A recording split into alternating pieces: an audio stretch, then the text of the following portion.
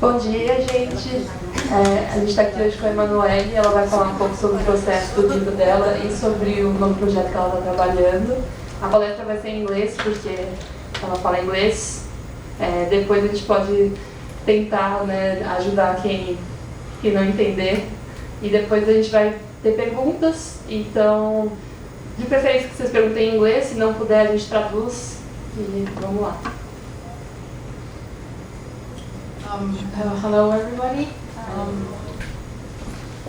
So my name is Emmanuelle Andrianjafy, and today I'll be sharing with you the experience of publishing my first book. So I guess it just makes sense that I start from the start and introduce myself and how I got started into photography. So I come from Madagascar. And I grew up in Madagascar until I was 17. And I left my country to study abroad. I went in France to attend university. And I graduated as an electrical engineer.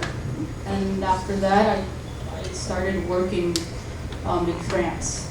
And I wasn't at all familiar with photography or any artistic or no artistic background. And then in 2011, my husband was relocated in Senegal, and I decided to quit my job and to follow him there. And that's actually where it all started for me in photography. So I moved there in 2011, and in 2013, I was still feeling very unsettled by the city, and it became very frustrating for me to be confused by my new environment, and I had to deal with it, and it turned out that I could use a camera, and so I started taking my camera and photographing. But then at one point I still didn't know, well, okay, I can use a camera, but I didn't exactly know how I could use photography to express myself. And so I found this workshop called Agradecemos.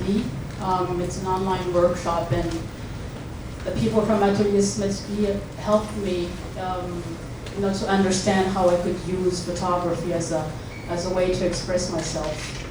And so after that, after understanding, okay, how I could take pictures, but I think it's also important to know, well, what do I do with these pictures? And so after I started understanding, okay, I can actually do something with pictures, that's when my project that would become Nothing's in Vain really started.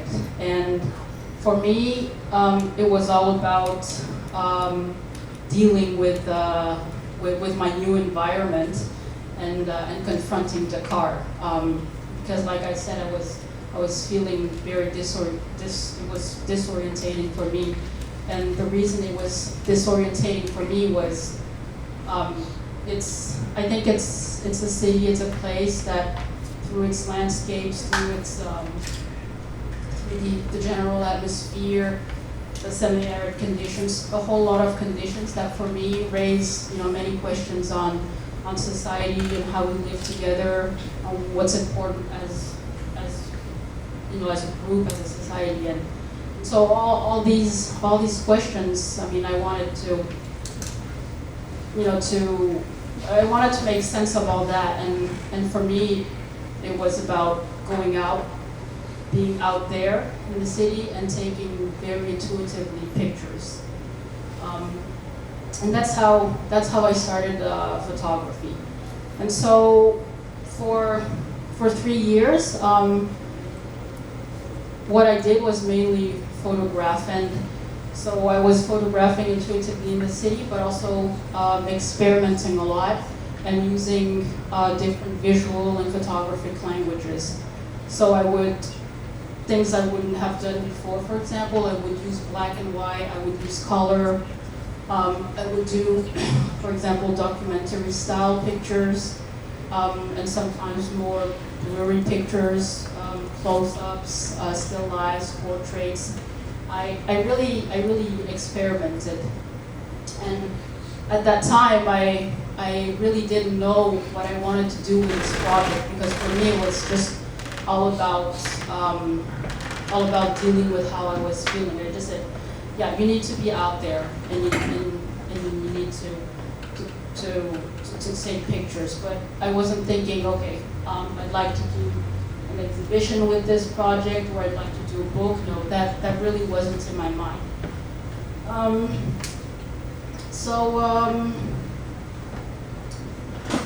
That's how I started photographing, and I wanted to show you, some pictures, that reflect the mix of styles I was using. And I think maybe Andres, you can pass out the book later. So here, for example, it was a picture of those were night pictures. I have this neighborhood that I was kind of obsessed with, and during a year I kept coming back to that same neighborhood and photographing by day, by night. I would also photograph from a car, or also just walk, and those are the type of, for example, black and white pictures that I would take. The blurry one, for example, that's in the same neighborhood.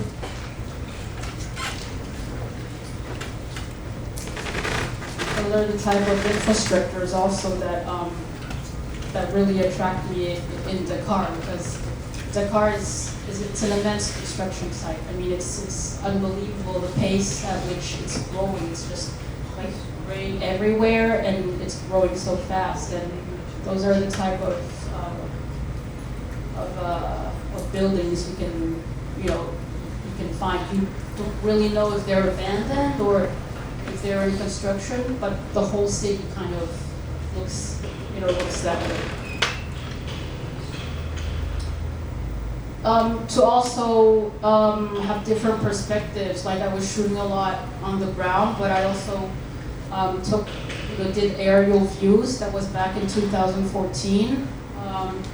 I just took one of those planes, in French they're called ULM, I'm not sure what, they're those small planes where only two people can, there can only be two passengers and they can fly very low. So I took one of those planes and photographed the scene from above.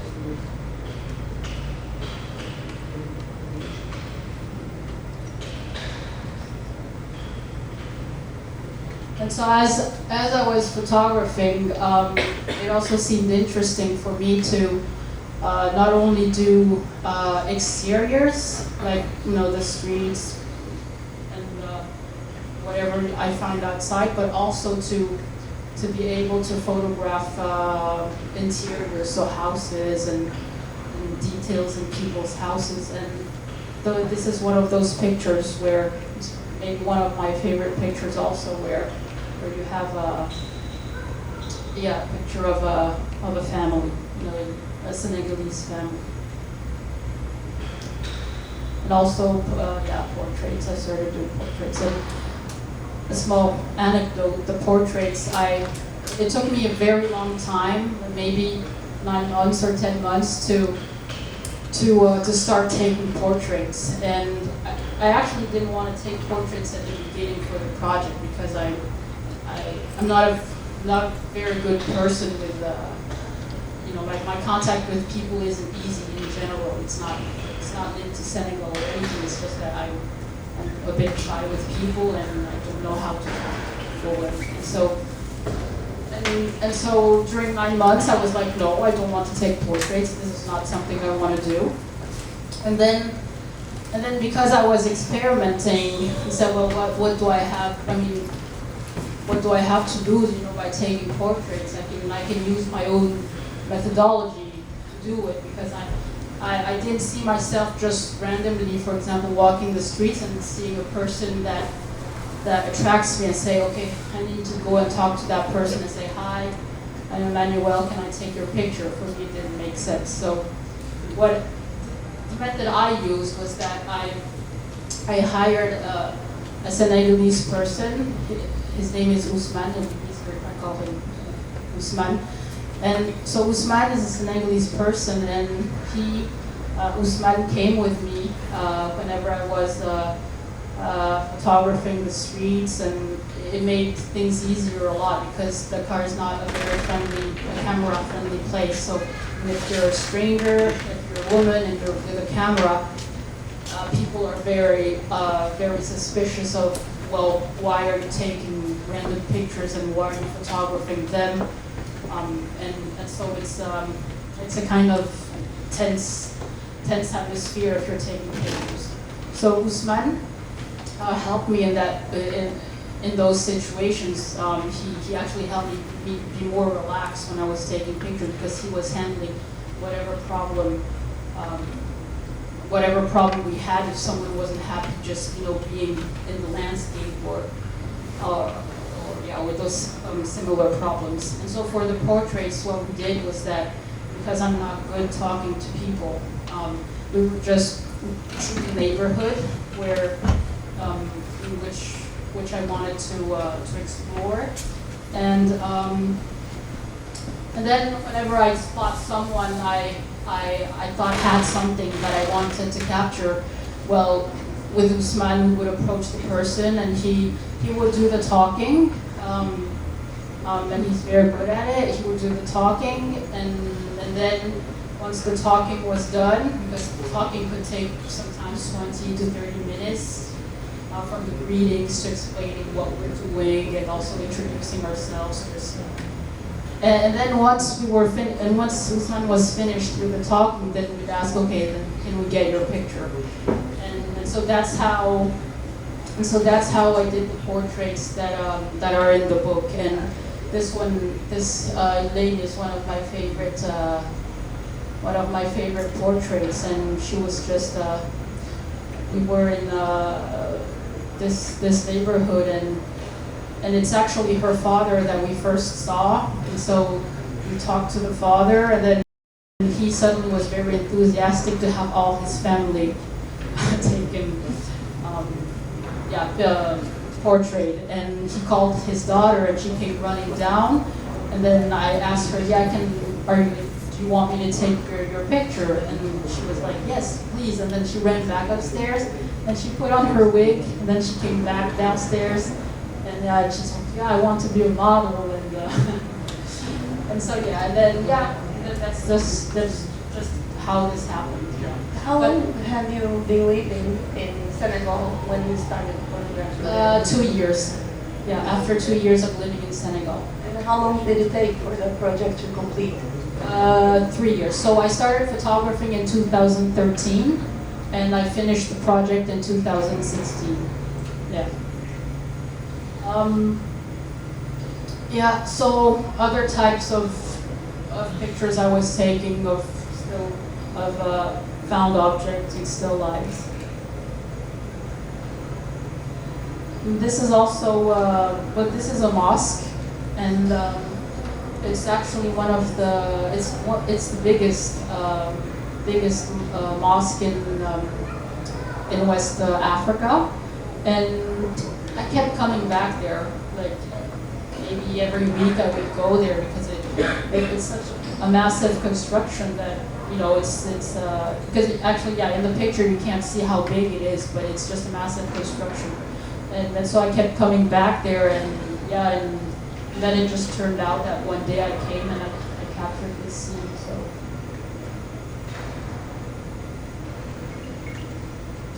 this is a picture of a religious leader. It's actually a picture of a calendar.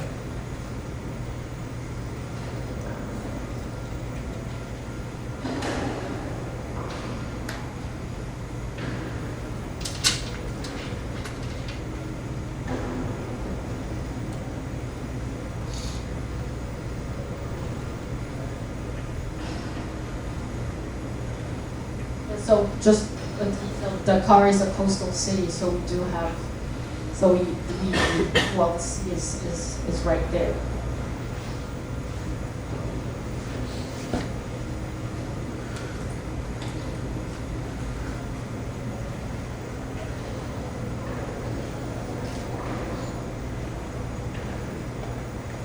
This is, they call it the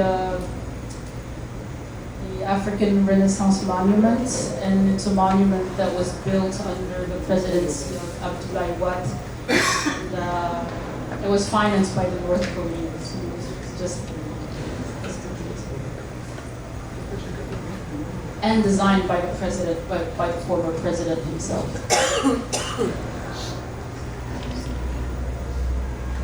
And this is the son of the former president who designed the statue. And this is a cover of a newspaper. So the person was he was accused of corruption, and so he was jailed. And this was the day that he was released from prison. And I just found the choice of the picture, for the newspaper quite hilarious, with him on a horse and like triumphant. And I mean, it's not, for example, the choice I would have made, but I mean, I think if he was jailed, they probably found guilty of corruption, and then he's out and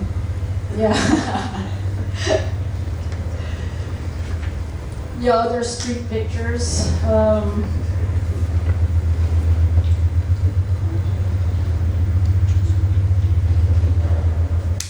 So I just wanted to show you through this small selection of pictures that in my process, I really didn't have any specific visual strategy. For me, it was just about experimenting, and I didn't consider when I was taking pictures, I wasn't considering them as a whole at the beginning. It was just considering picture by picture, and that's also the way that I treated them, which means that, for example, this picture, it turned out better in black and white, and I felt, it's just a question of feeling, I mean, there's no science behind it or anything. It's just, okay, how does this picture make me feel? And in black and white, it just turns out that that's the way I felt it was right. And other pictures like this one, well, this was naturally, that way. It was a rainy evening in Dakar, and those are the lights that were in the streets, and so it was just, I think the colors make the picture what it is, so there's no reason for me to change anything to it. So this picture, for example, has no post-production to it. Then, other pictures like this, then it was just really about this picture, for example, like overexposed with those tones. It's simply because I think the picture was taken maybe around noon or beginning of afternoon, and it's the season during which it's sweltering hot, and that's just the ambiance at that time of the year in Dakar. So that's how I worked on my pictures. I mean, I was really, looking at them individually and saying, okay, this is how I'm trying different things, and this is how I feel it is right. And then after 3 years of photographing, I felt I was done with this phase of being out there. I thought I made the effort, to try and understand the city and understand life in the city. And so it just very naturally came that it was time, for me to stop photographing. I had covered, my impressions of the city, the moods, and all the elements of the city. Because when I looked at, what I had produced, I had everything in there. that I wanted. I mean, like landscapes, people, even if I didn't want people at the beginning. I had close-ups. I had a variety of pictures that, you know, to me were, if I can say, accurate. You know, they corresponded to what I wanted to convey. I mean, what I wanted to, the message I wanted to convey. And so, once I had all my pictures, that's when I started asking myself, okay, what form should I give this project? What do I want to make of this project? Because after the project, I was feeling better. I'm like, okay, I really was feeling better about being in Dakar. And so I thought, okay, what do I do with a photo project? Is it like an exhibition? Is it a book form? Is it an installation? And so it was at that time I said, okay, maybe the book form is the one. I should choose the book form.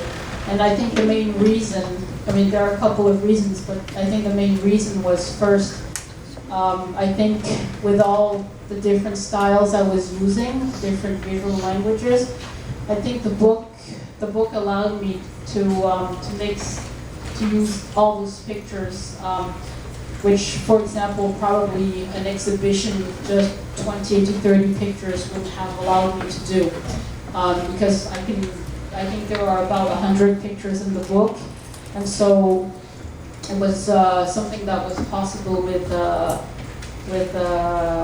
book form, and also that I could actually properly contextualize my project. That was the main reason, and also another reason for me is that, well, because this is a very personal project. This was that the book is something, it's material, and it's something that I can carry around. And in 10, 20 years, I don't know where I'll be, but it's something that I can still look at and say, this was my time in Dakar, and that's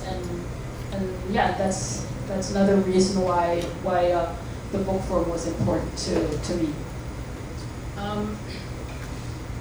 So once I had decided I wanted to make a photo book, what I did was, as I was photographing, I had classified my pictures in folders. I had the no folders, which means the pictures which I don't think are relevant, the no pictures, the yes pictures, and the maybe pictures. And so I was working with the yes pictures, the ones I really wanted, and that made sense. The maybe pictures where, well, I don't know what I want to do with these pictures, but maybe as I look at the project as a whole, it makes sense to have some of them in there. And so I had those 3 folders, and working on the yes and maybe folders, I also started to categorize them. I had folders, landscape folders, portrait folders, blurry folder, and so I had those, those categories, and so it was time for me to make a dummy, because I guess that's how you start a photo book, and so I made the first dummy, which is this book. Maybe we can pass it to the audience. And this first, the reason I was talking to you about the categories is because the way I did this dummy, and it was my first book really, I had no idea I had actually never opened a photo book or anything, but it was, the way I did it was I said, okay, anyways, at what point you have to start, and you don't know how to start, but you have to do it. And so what I did was I used my categories as a start to make the dummy, which meant that I said, okay, how am I going to, to use my pictures? Do I put a portrait and then a landscape and then a close-up? And it was very confusing at the beginning because I thought there was some kind of science behind it, and also I thought if you look at the book, sometimes, well, you have a whole page, and do I use the whole page, or do I just have a small picture?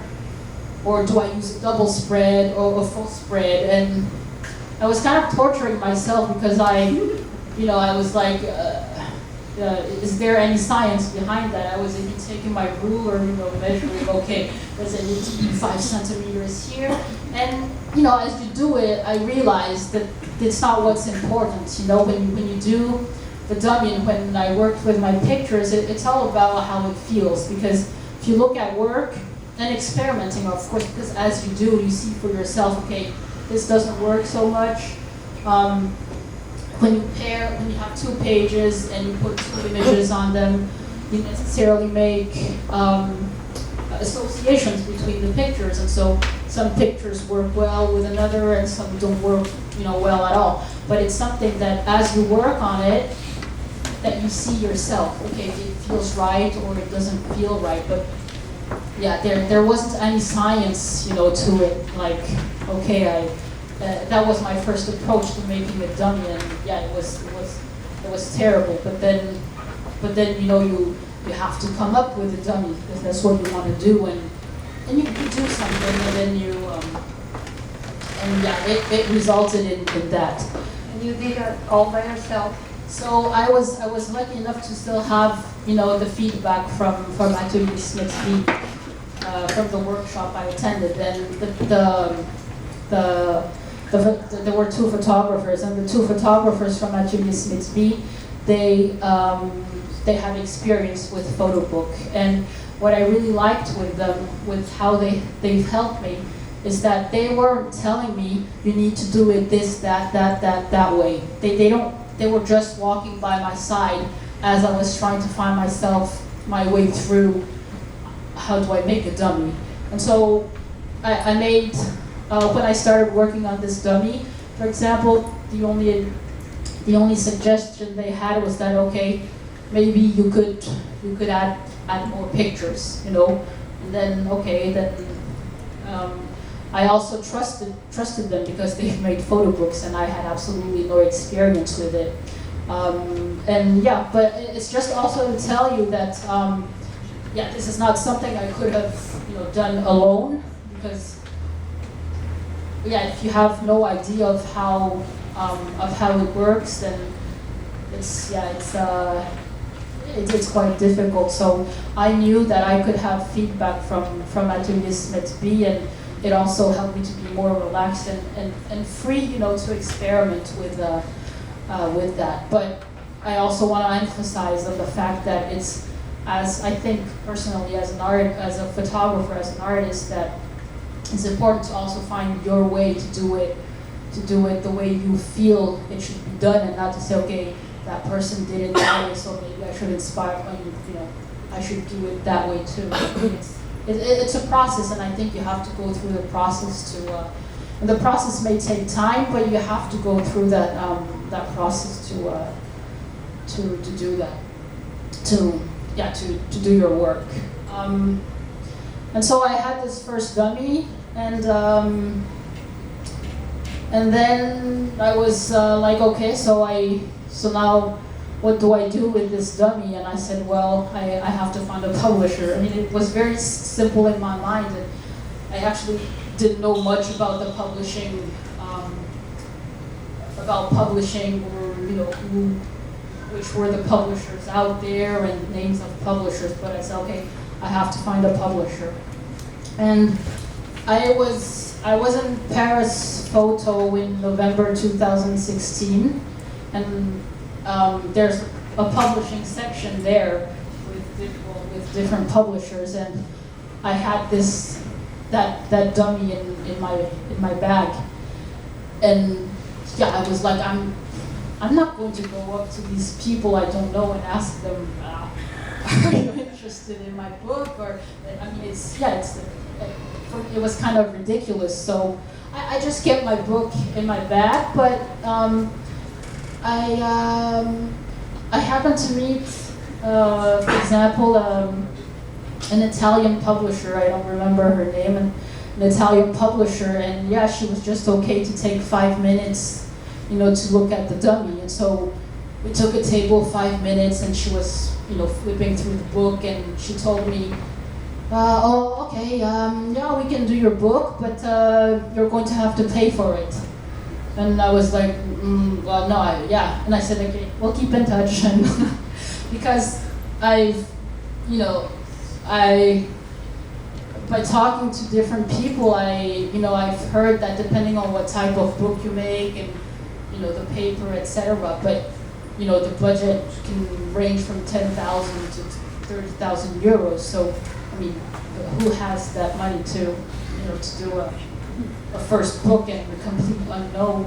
And so, yeah, I was like, okay, this is tough. And then, yeah. And then I went to the Mac stand, and I just, you know, came to the salesperson who was there, and I asked them, well, yeah, how do you get a book published here? And then he said, well, we have this award that's called the First Book Award, and but you have to be nominated for it. You have to, there's a list of nominators, and they have to nominate you, and then we consider your application. And so I said, okay. And that's what I did during that Paris photo, and then, yeah, I also thought, okay, I started looking through dummy awards and seeing that there were many, you know, I call it competition or awards where you could send your dummy to and if you win the dummy, then you get it published. And so before I was, so I said, okay, I'm gonna do another version of my dummy, you know, just, I wanted another cover. And so I did a second dummy, which was this one. The first one didn't have a title, didn't have a cover or anything. And so I came up with another dummy, which was, this one was in November and this one was in December 2016. And it had a title, which was A Life by the Sea, which was for me a title that I chose because I wanted it to be a bit ironic. Like, okay, if you say A Life by the Sea, well, you generally associate it with, you know, that beach life is nice and everything, but which wasn't the case for me in Dakar. But then, yeah, was a personal, yeah, I liked that title, but it turned out it wasn't the final title anyways. But so, yeah, so that one was the dummy. I said, okay, this is the one I'm going to send out to publishers, and yeah, so it just happened that Mac was the first one I sent it to. And I was also very lucky, I think, because among the list of nominators, there was 400 nominators. I was going through the list and saying, okay, how am I going to get nominated for this award? And it turned out I knew one person on that list, and her name is Jeanne Mercier, and she's an editor or curator that I had never met, but with whom once I had exchanged an email because she has a platform that's specialized in African photography. And once I had emailed her because I was looking for other photographers in Dakar, and so I said, okay, well, I'm going to email her, and so I just sent her an email and asked and sent her an electronic version of the book, and I said, okay, would you be okay to nominate me? And she said, yeah. So so I sent the dummy. I kissed it goodbye when I mailed it, and that was in February 2017. And then 3 weeks later, Mac called and they said I had won the award. And so it was really, all this was very unexpected, and then it happened very fast because they called me in March, and they said, okay, we'd like to launch the book in May for Photo London. And so we had March, so we had 2 months to work on the final version of the book. And so they flew me to London, where I spent a week working with Michael Mack. And what we did was we took that version of the book, we took all the prints, and for a week we were on the table with all the prints laid out and working on a way to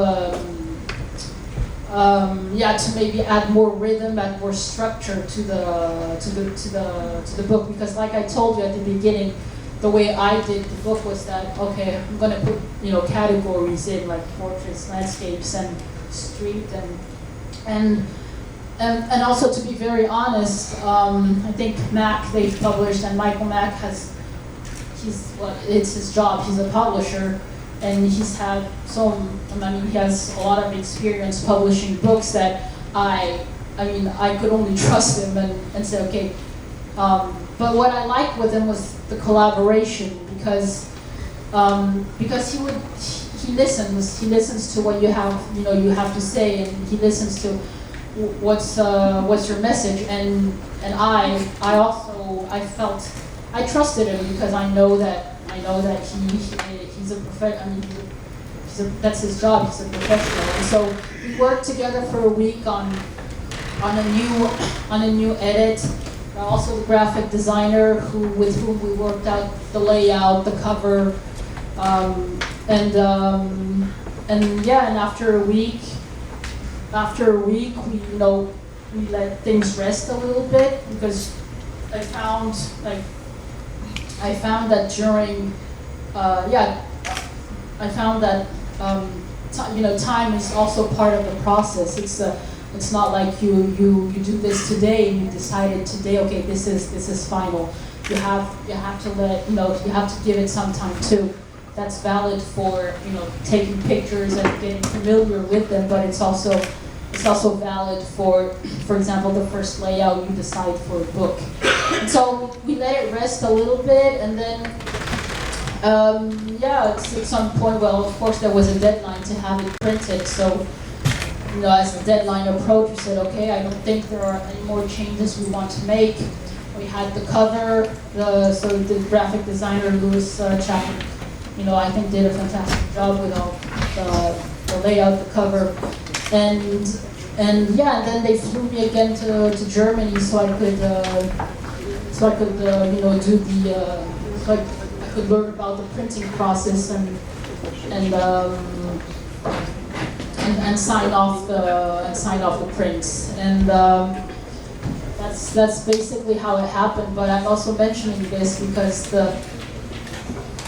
I don't think it happens often that a publisher, for example, helps out total unknown beginners or really do accompany them through this learning process, like working on editing and learning about printing, and then also with the promotion by talking to press, and then they flew me again back to London for the launch of the book with an exhibition there.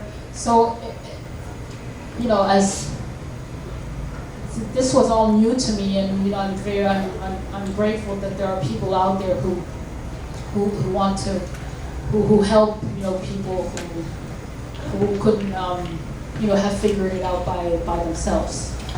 And so I think the final version of the book is out, is in the audience, and that's basically my story. Can you tell us a little bit about the name change? Oh yes, I forgot about that. So the name change, So my title was A Life by the Sea, and the final title is Nothing's in Vain. And I was really attached to my title, but then with Mac, we discussed, and he wasn't so fond of the title, and he was saying that, and he was not the only one actually.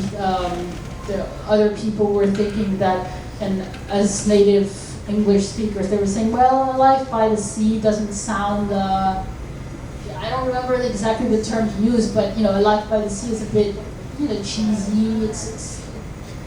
It just wasn't right. It's okay. I tried kind to insist. Yeah, but that's there's like an irony to it. But okay, when native English speakers tell you that your message isn't going through, then I guess you just have to you kind of agree with them. And so we were looking for another title, and actually Nothing's in Vain came up because Nothing's in Vain is actually it's the name of an album by a Senegalese musician, Youssou. I don't know if you've heard of him, but he sings like 7 Seconds Away, for example. So he's a Senegalese artist, and he has an album. So it's a hint to that artist, but also Nothing's in Vain is also, it refers to my experience of dealing with the city and going through the process of confronting it. So that's the story behind the title. And also, what are you working on at the moment? Yeah. So for the past year, so it's been a year, I've been working on a new project on Madagascar. So, as I told you, I come from Madagascar, and I left when I was 17. So basically, it's been like half of my life was in Madagascar, and half of the other half I've been abroad. And all my family, my parents, my brother, they're in Madagascar. And so the project started because I'm really questioning myself on the relationship I have to my home country, to my native country. What relationship do I have? Because I don't feel the need to come back there, to live there, even though my family's there. And I'm happy also to be like 10,000 kilometers away because I get to escape a whole lot of things. And so it's a project that addresses themes of family, of home, of leaving home, but also of the Malagasy society. And so that's the idea for me with that project. And I just wanted to share with you a couple of images from them. And I've been going there like maybe every 2 or 3 months to photograph. And I'm also using photos from the family archives that I found at my parents' house and in our archives. So this is a picture of my grandmother, for example. This is a picture of our family tomb. It's where we bury the dead.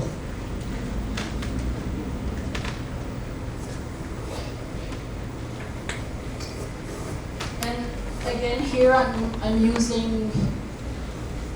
I'm not still yet sure what I want to do with it. I mean, talking about the form, but it's something I need to do. I want to do this project. I feel I need to address those questions now. Like, okay, what is it about Madagascar? Because also, my parents, they're still both alive, and I'm like, okay, what if they disappear tomorrow? If they die tomorrow, what's my link, to Madagascar? Will I still be coming back there or not?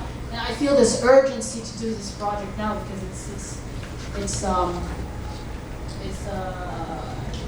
yeah, it's in my mind, you know, always, okay. But I'm happy to be like 10,000 kilometers away, and then, but you know, there's it's an ambivalent feeling, okay.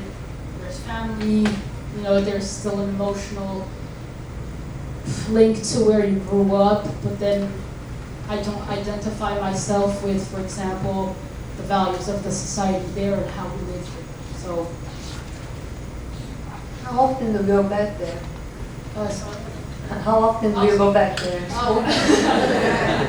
Well, since I've been working on the project, I've been going back there every two or 3 months. But before I started this project, I wasn't going back that often. I mean, it was rather my parents who were coming to, you know, to visit me.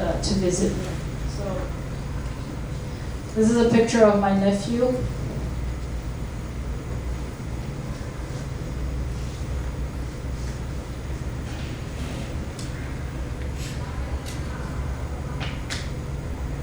And this is in my father's ancestral village. So we have what we call ancestral village. I mean, we all come from the capital city, but we all have villages, you know, where we say our ancestors come from there. So I went to the ancestral village to take some pictures. We don't see the top of the picture, but yeah, this is a picture I found in the family archives, and it's a picture right there of the first Malagasy president after independence. And you don't see it because it's cropped, but it's it's a French. It's a French government official. So I was just, you know, really intrigued just by the, you know, the look on the faces of the people, you know, the Malagasy people. But yeah, you don't see it there. But I found it disturbing. But I think the picture makes sense if you know that it's the first president of Madagascar.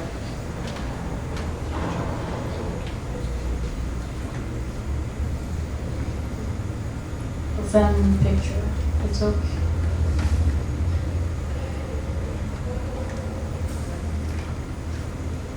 So this is the funeral of my great-grandfather.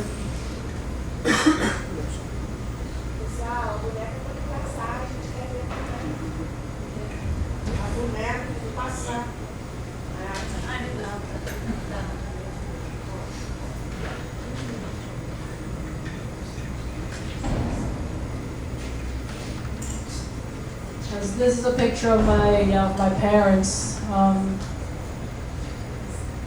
When they were still together.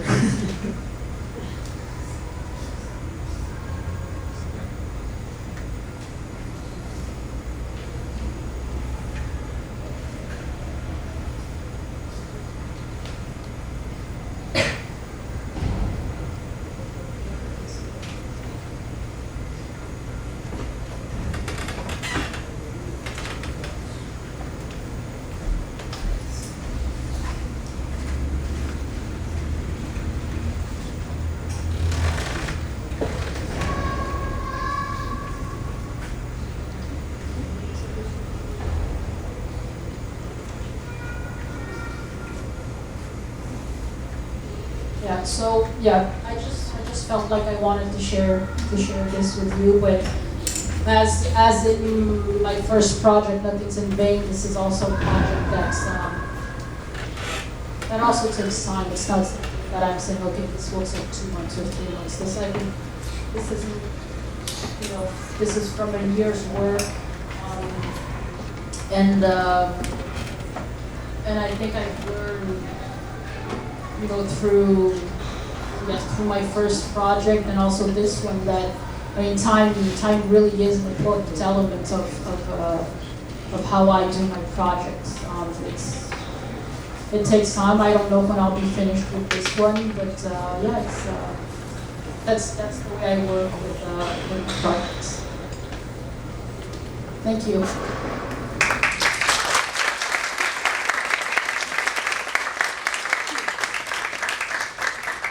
A gente vai abrir para perguntas, então, quem quer perguntar alguma coisa. Aí, o livro está disponível na livraria lá embaixo, depois se vocês quiserem ver com calma, pode ir lá.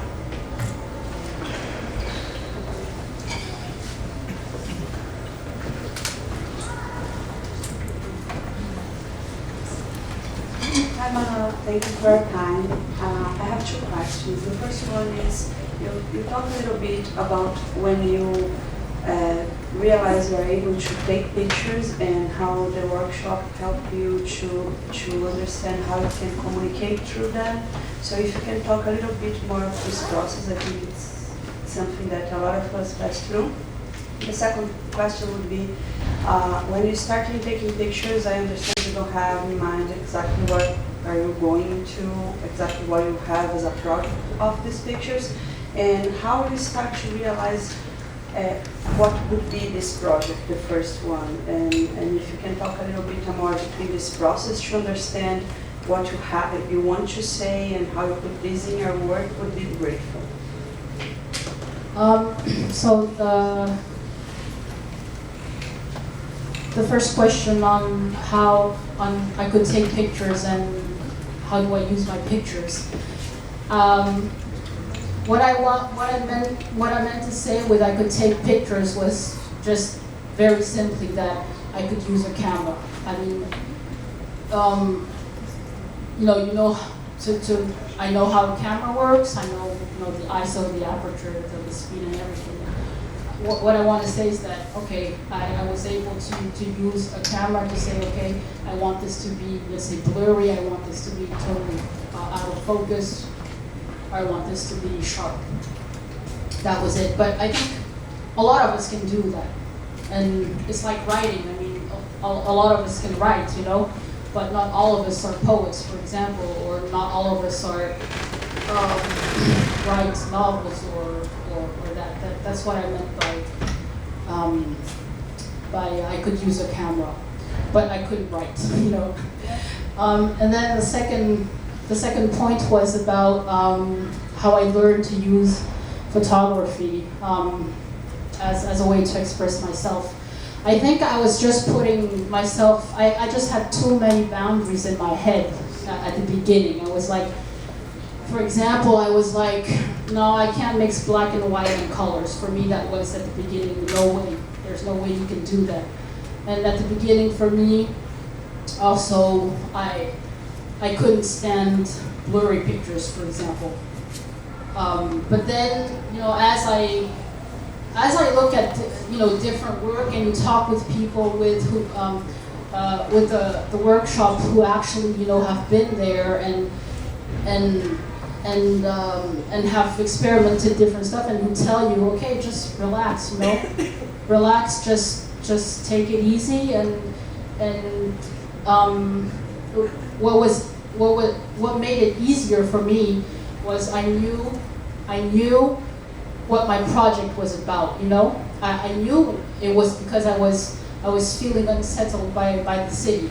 That was the starting point of my project, and because I knew that, it was quite easy for me to say, okay, well, if you're unsettled by the city, then maybe you should just, if you want to deal with it, you have to confront it. And so for me, the approach and methodology was just to be out there, and if you're out there and you're relaxed, and then you just intuitively very naturally take pictures, and that's how I learned to use photography. But I think it has to do with the fact that I knew what my project is about. Sometimes, you think you have something you want to work on, but it's not very clear, and so it's difficult to start photographing, but it also takes time to clarify that. And yeah, so for me it was because, okay, what is your project about? And I knew that I had to be out there, and it simply came naturally.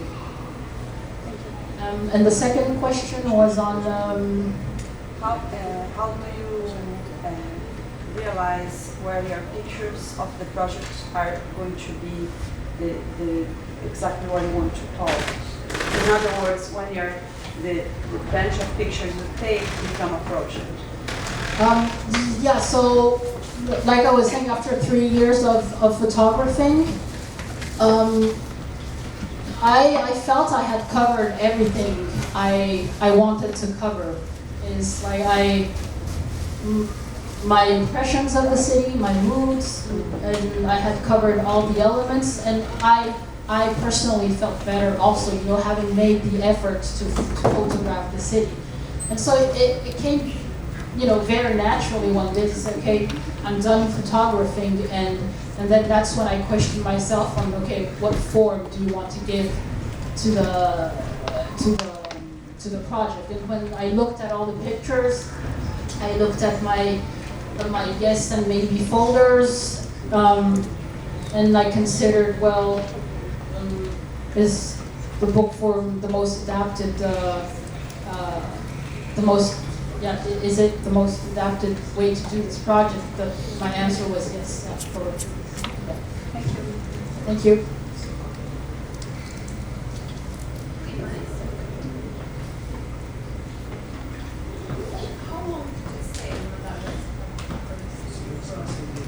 Okay, so I currently, I still live in Dakar, but I travel to Madagascar every 2 or 3 months to photograph, and I stay 2 weeks or a little over. But you know, after 2 weeks, I'm just like, oh, I need to leave. Even though, you know, it's always heartbreaking because I want to stay because I like spending time with my parents and my brother and my nephew, but at some point, you know, you're like, it's too much, I need to leave. Yeah. Talk more the documentary. Like, how important was the video to your development? So, it was. I think the atelier was it was crucial. I mean, I think that when I was feeling, you know, very, very disorientated by the city, and I was already starting to photograph, but I didn't know how to use the pictures. And at one point, that I think you need to also meet the right people who can help you, and that's what happened with Atelier Smith's B. They like I said, they don't help you in a way like they tell you have to do this and that. They just help you find your way. And that's how important it was for me. It was, and you know, when you have someone people who have experience and have been there, you know, you're more relaxed. You know, you say, okay, I know I can turn to someone to ask a question or that. But what I also want to stress is that it was the right kind of help for me, because they actually just walk by your side. You know, you say, okay, I'd like to try and do this, and then they walk by your side and say, hey, you can try it. But it helps to have someone, you know, who's done it and who's been there.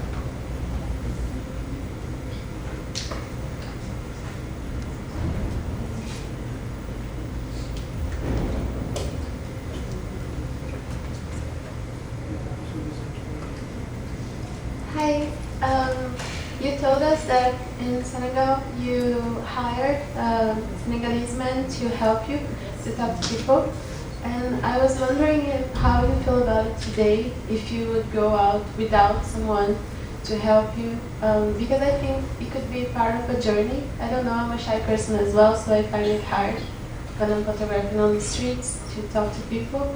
But I would like to know how you felt about it, having someone like that you hired, because to me it feels so, I don't know, weird. And I wanted to know how you felt, and if you think about not doing that in the future, maybe to challenge yourself.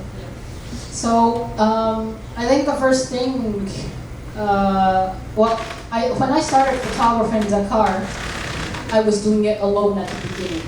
I was photographing alone. But it's really not a camera-friendly place. It really isn't.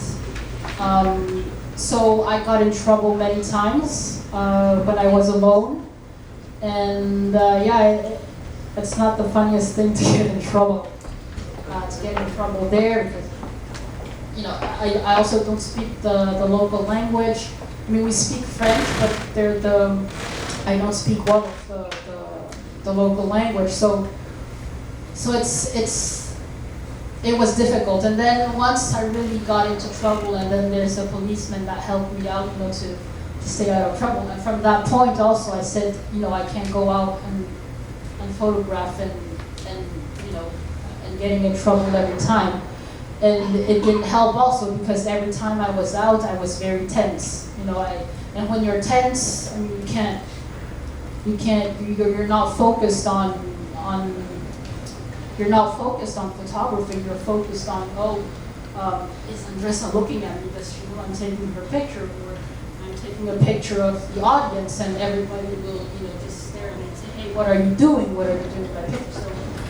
So for me, it just made sense then to hire a Senegalese person, because then it did feel weird. I said, okay, is there like, do I have like this sort of bodyguard coming with me? And then it felt weird, but again, I couldn't have done it, I think, without him, because once I hired him, and it turned out we're a very good team, because he's very good at staying out of trouble and, you know, talking to people, and it really does help with the Senegalese that another Senegalese was with me. I mean, it changes things, you know, it really does. And I think everyone who's photographed in Dakar will tell you that it really isn't a camera-friendly place. You know, people don't like cameras there. I mean, they don't like to be pictured.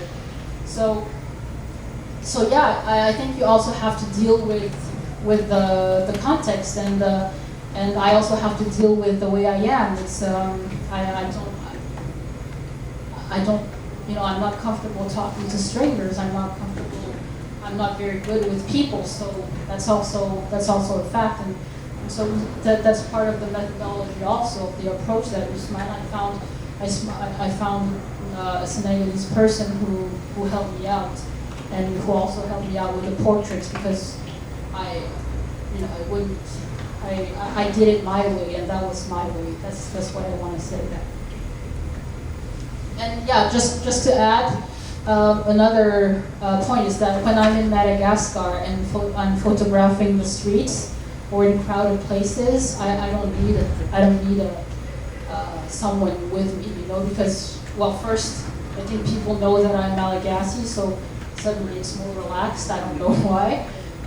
But in Madagascar, I can go to any crowded place and take a picture, you know, 10 centimeters from your face and just smile, and it's not a problem. So I think it depends on, you know, the place. I think I've heard that, for example, I've never been there, but I've heard that, for example, people in India love to be taken, you know, love to have their pictures taken. It's like that. In Dakar, and I think in Senegal in general, people don't like it, and I understand also why they don't, but you have to deal with those conditions, and my way to deal with it was to work with a Senegalese person.